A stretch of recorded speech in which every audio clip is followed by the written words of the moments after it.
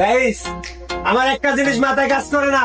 পদ্মা সেতু, মেঘনা সেতু, যমুনা সেতু সব নদীর উপর দিয়া, আর এটা নদীর তলদেশ দিয়া কর্ণফুলী টানেল। সবচেয়ে বড় বিষয় কি জানেন? ব্রিজের উপর দিয়ে আবার জাহাজ চলে। ক্লাসে দেখতে থাকেন, কর্ণফুলী ব্রিজটা পুরোটা দেখামু। টোল কয় টাকা নেয়, পুরো ভিডিওটা সম্পূর্ণ দেখবেন।